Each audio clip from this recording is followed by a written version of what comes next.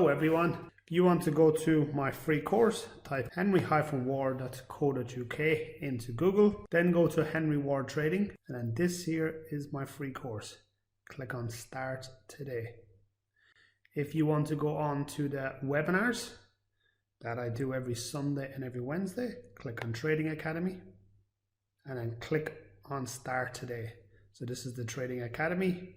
This is the full training, the webinars, direct access to me, everything that you want. Hello everyone, and welcome to the last webinar of 2022. It's been a very strange year, and when I say a strange year, we'll have a little look back at it. So here is the beginning of 2022. So back up here. So here's the beginning of 2022. And the market has dropped from the beginning of 2022. It is down, the Nasdaq is down 32.98%, so 33%. We've had some highs, we've had some lows, we've had some peaks and troughs. But what we've seen is that the market has sort of plateaued around this sort of area. It has had a bottom, triple bottom, and it's had try and break out a couple of times. So the market has massively slowed down. So in the last, since October to December, it has massively moved sideways. Now, historically, we generally get some sort of a pullback across the market in about February time. Mid-January to beginning of February. Historically, we get some sort of a pullback. The rebalancing of books, we have people looking to close off their trades and start the new year with a new run. And why it generally is in about the 15th of January, because we generally wait till the earnings season for the final quarter for the big tech companies, which is generally one of the most profitable quarters coming up to Christmas. So this year is probably going to be a little bit different. This year we have a lot of manipulation from the likes of the Federal Reserve, from the markets. It's going to be inflation heavy, okay, so 2023. So it's going to be the rebalancing of inflation. I saw a little thing there that inflation has dropped a little bit in the US and the growth in wages has sort of sustained. So it means then that we're getting closer to where the inflation has dropping, so it's slowly getting there. But what will happen is we will have a drop off in both money and growth in wages and also inflation. But the idea is to drive inflation down further, which means then you have more money in your pocket. But then the flip side of this means that'll mean it's harder to borrow money. People won't get mortgages, small businesses won't get loans, and you will have people who will lose their homes. You will have businesses that will lose their business. People will become unemployed. So we have that sort of knock-on effect that will happen, and that's a recession sort of trying to bring down inflation, trying to get that happy medium in the middle, that inflation is under control, but also then the economy hasn't stopped. And that's what, doesn't matter whether it's US, Europe and the UK are trying to do. Now, with that being said, when we have a sell-off like this, once this falls lower than 30%, this is called a market crash. So this market has crashed here. Okay, so we've had a 30% drop in the market.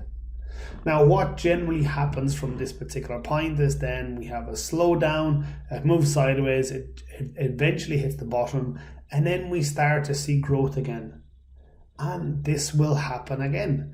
Now, whether this is the bottom or not literally remains to be seen. We cannot guarantee that this is the bottom, but we don't expect to see anything massively lower. As I talked about this low here, and I bought stocks here at this point, it's come back, it's gone down an extra 2%. Okay, so we haven't gone massively lower here since June.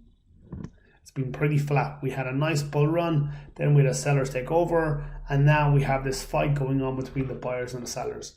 Now, am I right all the time? Absolutely not. I'm only correct about 52% of the time of my trading, which turns out to be quite profitable. and that's all we're trying to. What's all we're trying to do is have more winners than losers, and that's what any sort of trader is ever trying to do. And at this particular point, we have options where we potentially start scaling into our positions. So the likes of the positions you had over the last 2, 3, 4, 5 years, it means that they're at a 30% discount. Okay, if you're looking at the likes of Apple, the likes of Microsoft, the likes of Nvidia, they're all at 30 to 40% discount on where they were at the high. And that's all we're trying to do. We're trying to go shopping in a fire sale. Now, the problem is that we're trying to pick the bottom of the fire sale. Now, when we're doing this, we don't have to.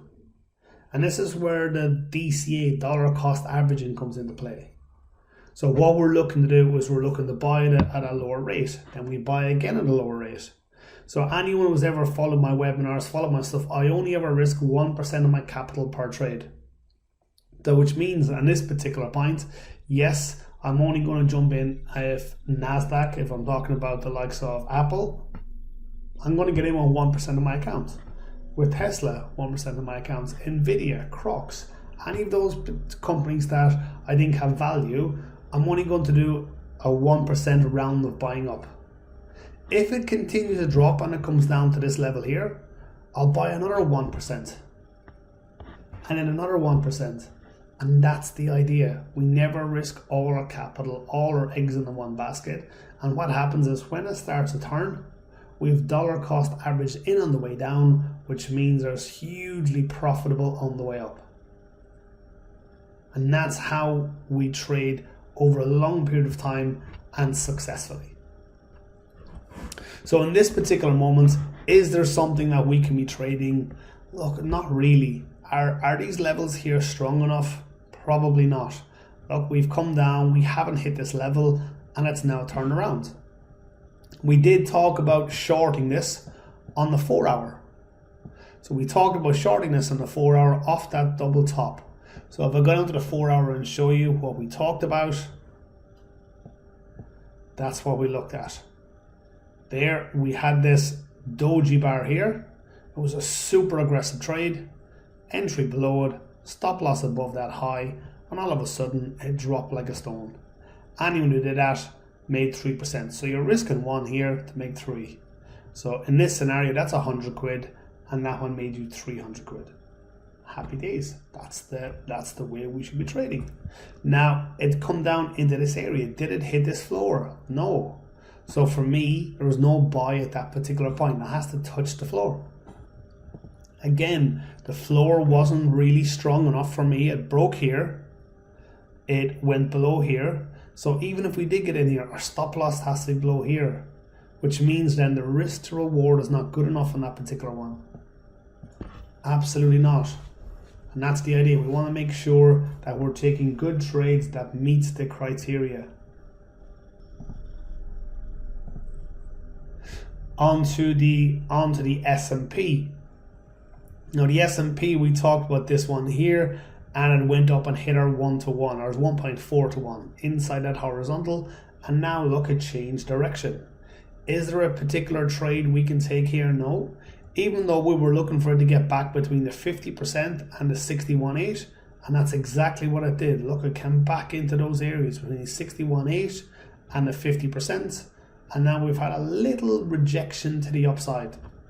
Can we trade that? No. Now you could potentially go, well, Henry, there's a break and retest right there. Like we're looking at a break and retest there, absolutely. But the difference in this one, we had a bounce, 2 bounces, 3 bounces. So we're looking for to hit its head here. Whereas if we move this down to this one, there's break, and there's 1 retest. There's no other retest along here. So I'm going to put that one back up here where it was. So we're not looking at buying this at the moment. Now the general rule of thumb is that whatever the trend is in Christmas, that it continues. Okay, over the Christmas period, there's not going to be a whole lot of volatility. There's not going to be a whole lot of trading in the market. So in this particular moment, I'm not looking to trade this. Looking to stay away from it till we actually have proper volatility in the market. If we look at the Dow, we looked at this particular trade here. So this particular trade, bounce and retest. So we had one touch, two, and then this is the third touch. So we actually had positions there to take. So we had that sort of doji bar there sitting on this floor, stop loss below it, entry above it. And in this particular scenario, up to this horizontal level, there's only actually a 0.95. So a 1-to-1, let's move that up to 1%. Okay, so a 1-to-1 in this particular trade. Is it a high probability trade? Not at all. Not at all. Look at the bounce. Look at this big red bar. We had a huge rejection here. I come back to this floor a second time here. So that's 1, 2, 3. That's 4 touches. And then we had huge buying power straight off it. So we've had half of this day and 1, 2. So theoretically, 2.5 days of buying power. In this particular scenario, I probably expect this to hit profit over the Christmas period because look, the weekly trend is going up here. The weekly momentum is going up. The overall momentum is going down, but the weekly momentum here is going up. So I'd expect that to continue, probably get up to that area, and we'll slowly move towards that direction. The German DAX. So we talked about this particular trade here. Now, again, I wasn't a fan of it. Okay, I was looking for it to bounce up this level here because it's more recent, but we do have a few bounces back here historically on this level. It's not, that's where that level come out of, one, and then we have a couple of bounces through here. So that's where that came from. We had a nice big low test bar. Okay, so the entry on the top of it, stop loss below it. Again, it's not something that I would have massively taken. On this particular scenario, we have a 2-to-1 risk to reward on it. We're slightly in profit at the moment, and I'd probably expect this to move sideways or slowly go up. Okay, the overall momentum is up, but will I think it'll hit profit before the 3rd of January? Absolutely not. French CAC, it's just not something I trade. It's not something I trade, so I generally stay away from it. UK 100, again, I know you guys were looking at this. For me, there was no trade on this. You could have looked at it as a double bottom, where for me it just wasn't strong enough to take. So you could have bounce, then bounce, pop to the upside, and on this particular one, you'd be looking for a 1.71. It actually went up to 1.4, and at this present moment, it sits at a 0.7 up. So anyone who took that trade, if you risked 100 quid, you're 70 quid up at the minute.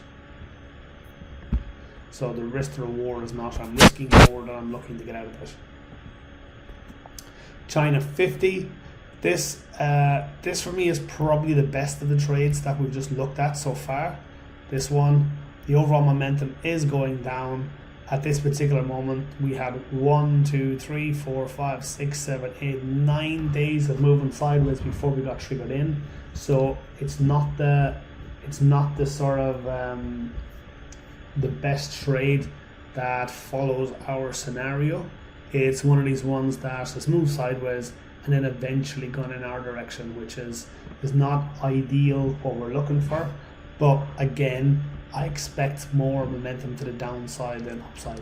Yes, I can see this happening here, but when we look at the overall momentum, the overall market, with what's going on in China, I expect this to continue going down. Aussie 200, again, our analysis here was completely wrong. It didn't hit this level here, it broke through it. So that means then it's something that I'm sort of staying away from. Now, if it pops up, retests, then potentially look at it as a long, but at the present moment, nope, stay away from it. Japan 225, we wanted it to come down to here or pop up to this level here and then short it, but we will see how that plays out over the next couple of days. US oil. Now, US oil, we were looking for this to pop its head, pop down to the downside, but we have had some news that has been sort of positive for oil traders, negative for the general public. So with the oil line being tampered with or blown up, it depends on what sort of theory you're looking at. But we've now seen a steady rise from oil up from $70 a barrel up to $80 a barrel now. We were looking for this to go down to about $60 with Russian oil being capped, and then sort of the negative news, and then with the dollar sort of getting a little bit stronger, it's all sort of helped this to pop back up. And I'm not looking at till it hits this area.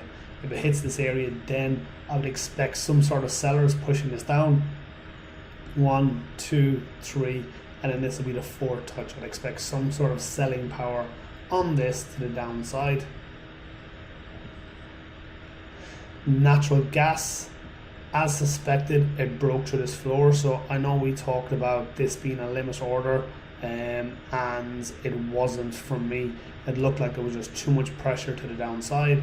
I expected this one to break it, but it didn't. It came on the third touch and it broke it. So anyone who decided not to place a limit order in that long, well done, and because you would have been triggered in and then triggered out. So at this particular moment, just stay away from it and let it run. Wheat has to come back up into sort of this level.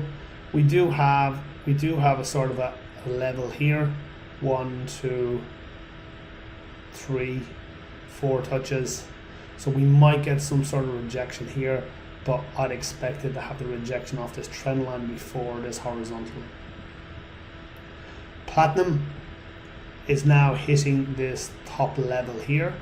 Now you can look at it one of two ways. We wanted to break and then retest and buy it, or it's here and drops. But the problem is that these highs are not very, what would I call it? We can't guarantee them. Okay, so it looks like we have a little trend line at the top there. This seems to be banging its head off of. It could very easily go up to a double top there, or even a double top there, and then turn around. So that's the problem with this at the moment. So for me, this is not a short. I want to break and retest. I want confirmation. This is not good enough for me to be shorting that. Copper. So copper had a nice little pop over the last couple of days. Wanted to break and then retest to the upside here, and then we look to buy that. Palladium. We looked at this short, and look, we just about hit profit on it. We just about hit profit. 1.75 to 1, triggered in, took profit, depending on your broker whether you've taken profit on this, and then look, it popped to the upside. Sugar had a nice little run. We didn't look for a double top and rejection this. The overall momentum was up, so we expected it to go. Now, for me, from the height it's gone now, I needed to come back into that level. If it comes back to that level, we were looking to buy it. We also probably have a trend line at that particular point.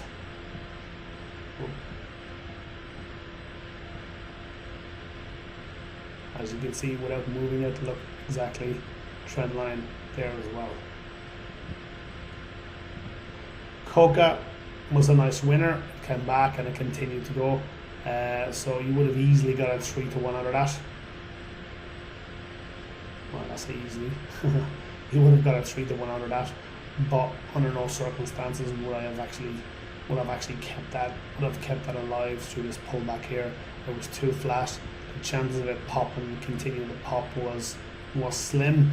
Now for us to trade this again, we need this for a pullback into there. So bounce, comes back to here. We then look to buy it. Also, there is a trend line on that as well if it comes back to there.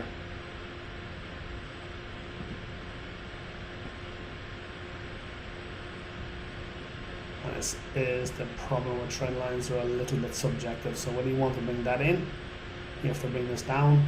You want to get these two in, you then bring that up. And then lastly, onto cotton.